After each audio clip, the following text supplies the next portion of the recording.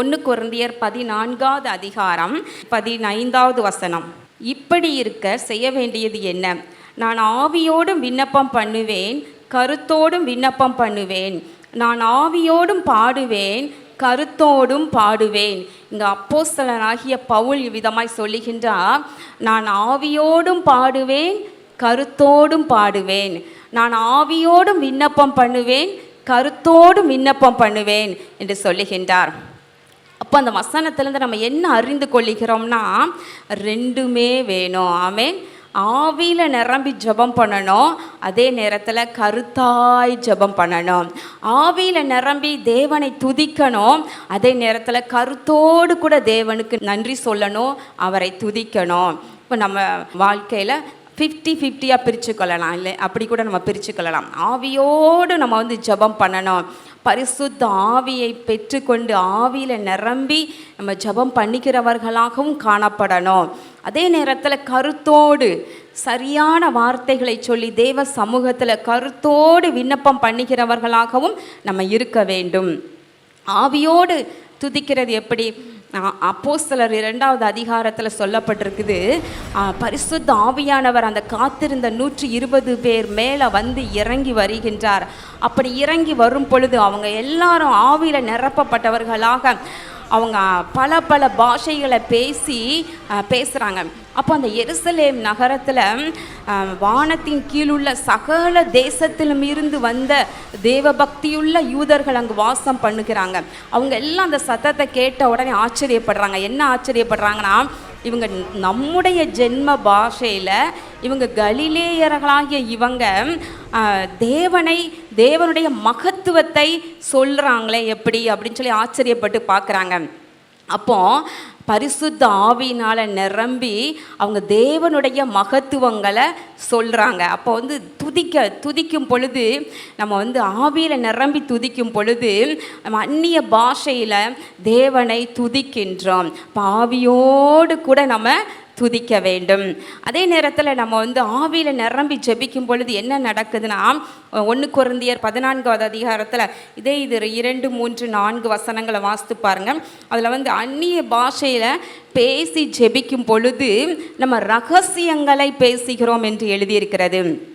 ஜெபம் பண்ணும் பொழுது ரகசியங்களை நம்ம ஜெபத்தில் தெரியப்படுத்துகின்றோம். பரிசுத்த ஆவியானவர் நம் நாவில் தருகிற பாஷை வேறு ஒருவருக்கும், ஒருவேளை நம்மளை சுற்றி இருக்கவங்களுக்கு அறிய முடியாத பாஷையாக இருக்கலாம். நம்ம என்ன ஜெபம் பண்ணுறோம் அப்படின்னு சொல்லி சுற்றி இருக்கவங்களுக்கு, சுற்றிலும் உள்ளவங்களுக்கு புரியாது.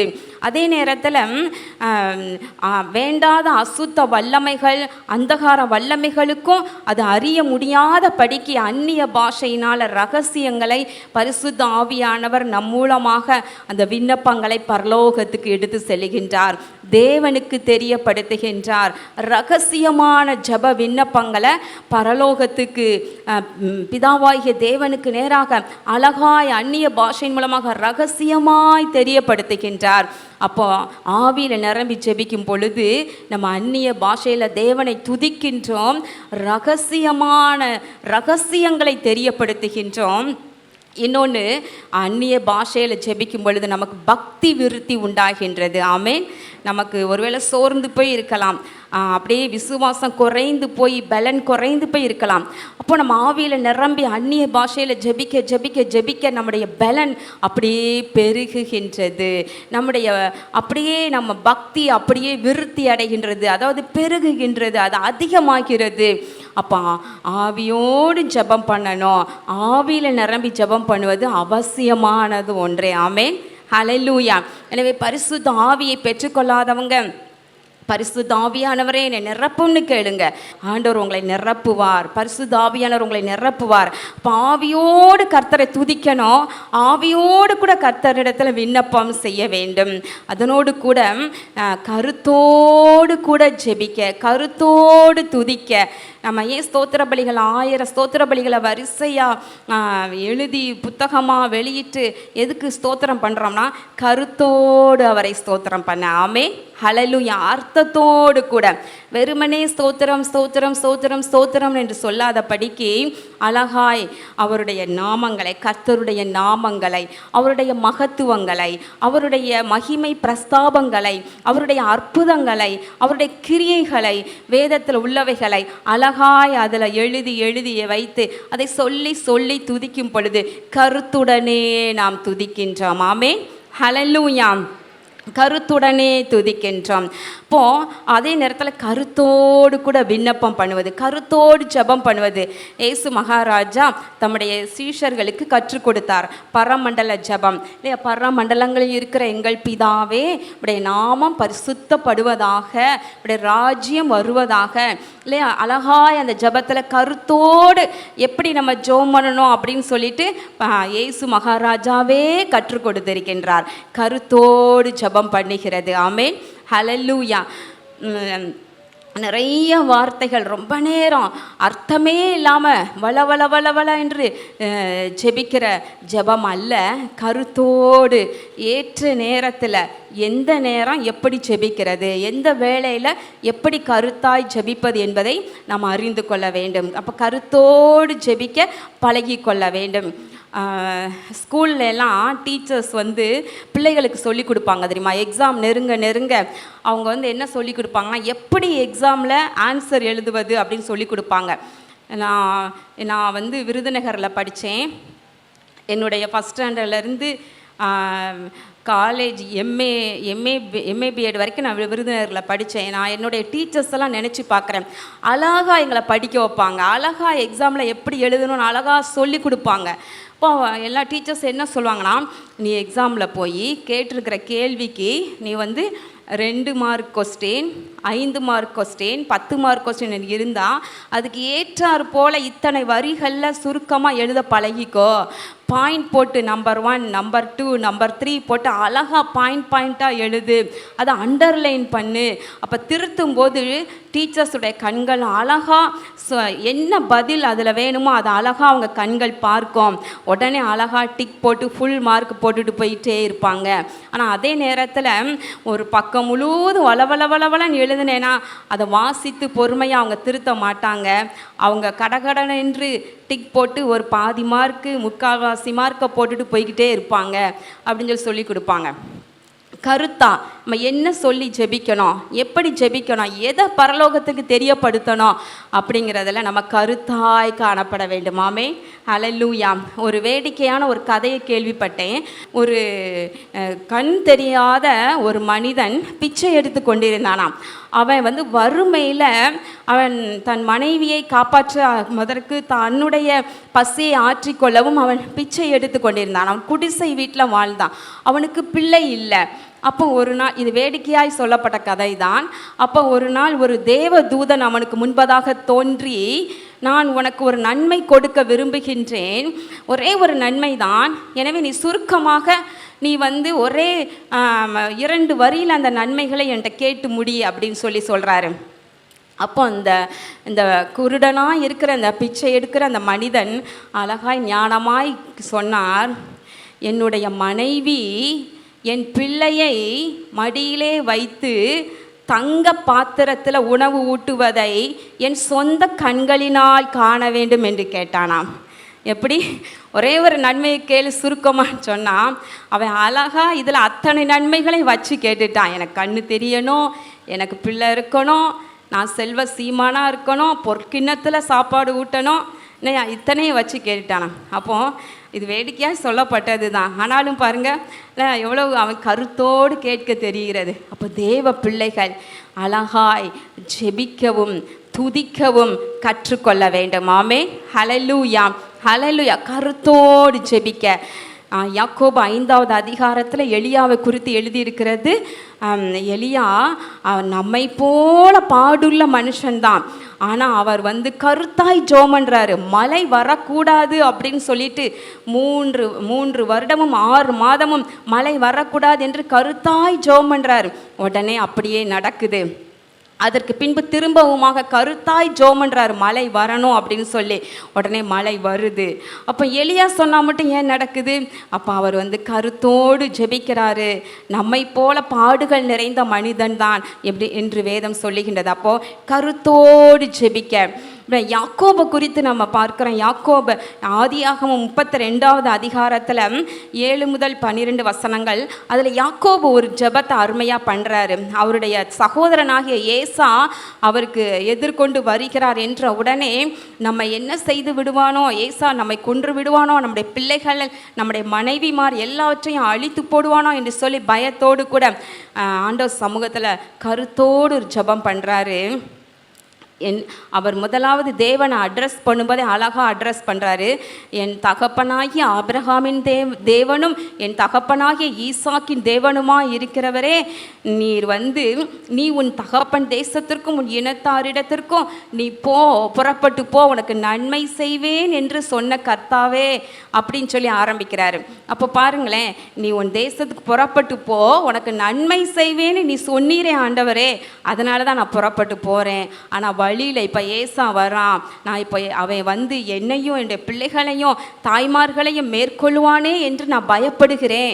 ஆனால் நீர் சொல்லியிருக்கிறீர், என்னுடைய பிள்ளைகளை என்னுடைய சந்ததியை நீர் கடற்கரை மணலை போல நீ திரளாய் பெருக பண்ணுவேன் என்று எனக்கு சொல்லி இருக்கிறீரே அப்படின்னு சொல்லி அழகாய் கருத்தாய் ஞானமாய் ஜெபம் பண்ணுகிறார்.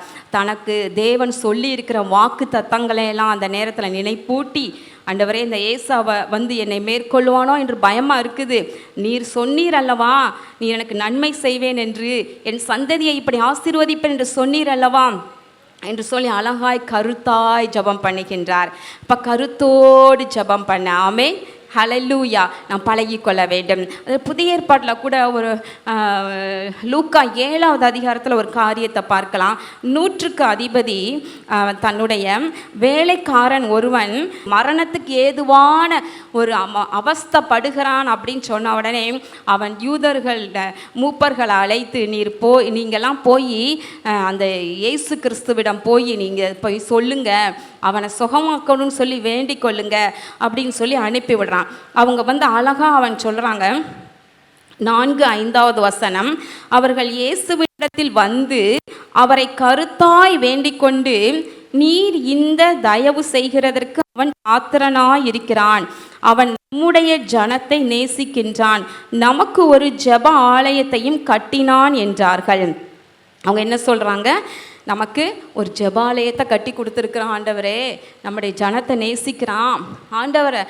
இயேசு ராஜாவை சூழ ஏராளமான ஜனங்கள் சுற்றி நெருக்கிட்டு வர்றாங்க. அவர் எல்லாத்துக்கும் அற்புதங்களை செய்கிறார், எல்லாருக்கும் அற்புதங்களை செய்கிறாரு. ஆனால் ஒரு தனிப்பட்ட விதமாக ஒரு வீட்டிற்கு போய் ஜெபம் பண்ணி ஒரு அற்புதம் செய்வது என்பது அவருக்கு இயலாத காரியம். ஏன்னா நேரம் இல்லை, ஜனக்கூட்டம் அதிகமாக சூழ்ந்திருக்குது.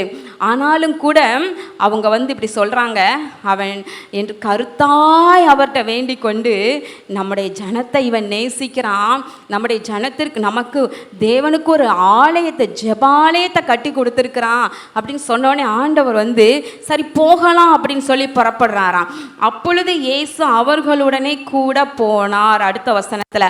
அப்போ இதை கேட்ட உடனே அவருடைய மனம் அவர் அந்த 100க்கு அதிபதியின் மேலே இழகுகின்றது. இவன் நம்முடைய ஜனத்தை நேசிக்கிறான், தேவாலய ஜெபாலயம் கட்டி கொடுத்துருக்கிறான், அப்போ போகலாம் அவனுடைய வீட்டுக்கு என்று சொல்லி புறப்படுகின்றாராம். இப்போ ஜெபிக்கும் பொழுது கருத்தோடு ஜெபிக்க ஆண்டவர் சமூகத்தில் நெகேமியா ஜெபம் பண்ணுறாரு. நெகேமியா அழகாய் பாபிலோன் தேசத்தில் இருந்து இடிந்து கிடக்கிற எருசலேமின் மதில் சுவர்களை கட்டுவதற்காக தேவனுக்கென்று வைராக்கியம் கொண்டவராக அங்கிருந்து புறப்பட்டு வருகிறார். இங்கே இருக்கிற தேவ ஜனத்தை யூதர்களையெல்லாம் கூட்டி அழகாய் அந்த மதிலை கட்டுவதற்காக முயற்சி பண்ணுகிறார். எவ்வளவோ போராட்டம், எவ்வளவோ கஷ்டம். சன்பல்லாத்து, தொபியாக்கள் என்று சொல்லி ஏராளமான வேண்டாத பொறாமை கொண்டவர்கள் அவருக்கு விரோதமாக பயமூட்டுகிறாங்க, கொல்லுவதற்காக மிரட்டுகிறாங்க, பொய் தீர்க்க தரிசனங்களை சொல்லி அவரை அந்த வேலையை விட்டு ஓடணும்னு சொல்லி முயற்சி பண்ணுறாங்க. அதே போல் அவர் யுத்தத்துக்கு அவங்களுக்கு விரோதமாக போர் செய்யவும் வருவதற்கு ஆயத்தமாக இருக்கிறாங்க. அப்போ நெகேமியா தான் ஒருவரே இதனை தலைமைத்துவத்தை எடுத்துக்கொண்டு ஜனங்களை கூட்டி ஜனங்களுடைய கையில் வந்து ஒரு கையில் பட்டயம், ஒரு கையில் அந்த மதிலை கட்டுவதற்கான அந்த கருவியை வைத்துக்கொண்டு அழகாய் கட்டி அந்த மதிலை முடிக்கப்பட்டது. அப்புறம் தேவ ஜனத்திற்கு செய்ய வேண்டிய எல்லாவற்றையும் திட்டம் பண்ணி வகுத்து அழகாக ஏற்பாடு செய்து கொடுக்கிறார். நெகேமியாவின் புத்தகம் 13வது அதிகாரம் 31வது வசனத்தில் கடைசி வரிகளை பாருங்க. என் தேவனே, எனக்கு நன்மை உண்டாக என்னை நினைத்தருளும் என்ன சொல்கிறாரு. இவ்வளவும் செய்து முடிச்சுட்டு ஆண்டவர் சமூகத்தில், என் தேவனே எனக்கு நன்மை உண்டாக என்னை நினைத்தருளும். ஆமென், ஹல்லேலூயா. ஆண்டவர் சமூகத்தில் நான் இவ்வளவு காரியங்களை இந்த ஜனத்துக்காக செய்தேன் ஆண்டவரே, உமக்காக செய்தேன் தகப்பனே, எனக்கு நன்மை உண்டாக என்னை நினைத்தருளும் என்று சொல்லி கருத்தாய் ஜெபம் பண்ணுகிறார். இன்றைக்கும் கூட தேவ பிள்ளைகள் ஆண்டவர் சமூகத்தில் கருத்தோடு ஜெபம் பண்ண, நீங்கள் ஒருவேளை ஊழியத்திற்காக ஜெபம் பண்ணுறவங்களாம் இருக்கலாம், ஊழியத்திற்கு காணிக்கை கொடுக்குறவங்களாம் இருக்கலாம், அல்லது ஆண்டவருக்காக நீங்கள் வந்து ஏதாகிலும் உங்களை தியாகம் பண்ணி செய்கிறவங்களாம் இருக்கலாம். நீங்கள் ஜெபம் பண்ணும்போது சொல்லுங்கள், ஆண்டவரே நான் இதையெல்லாம் உமக்காக செய்தேன் ஆண்டவரே, எனக்கு நன்மை உண்டாக என்னை நினைத்தருளும். ஆமென், ஹல்லேலூயா. நன்மை உண்டாக நினைத்தருளும், என்னை நன்மை உண்டாக, என் குடும்பத்திற்கு நன்மை உண்டாக என்னை நினைத்தருளும் ஆண்டவரே என்று சொல்லி கருத்தாய் ஜெபம் பண்ணுங்க. ஆண்டவர் உங்களுக்கு கொடுத்த வாக்கு தத்தத்தை ஒரு இக்கட்டான நேரத்தில் சொல்லி, ஆண்டவரே இப்படி ஒரு சூழ்நிலை வருகிறது, ஆனால் நீர் எனக்கு இப்படி சொன்னீரே, என் பிள்ளைகளை குறித்து இப்படி வாக்கு கொடுத்தீரே, நீர் அதை நினைத்தருளும் நினைத்தருளும் என்று சொல்லி கருத்தோடு ஜெபம் பண்ணுங்க. எந்த நேரத்தில் எப்படி ஜெபிக்கணும்னு கற்றுக்கொள்ளுங்க. ஆவியில் நிரம்பி ஜெபம் பண்ணுங்க, ஊக்கமாய் ஜெபம் பண்ணுங்க. அதே நேரத்தில் கருத்தோடு கூட தேவ சமூகத்திற்கு உங்களுடைய கருத்துக்களை தெரியப்படுத்துங்கள். ஆமென், ஹல்லேலூயா.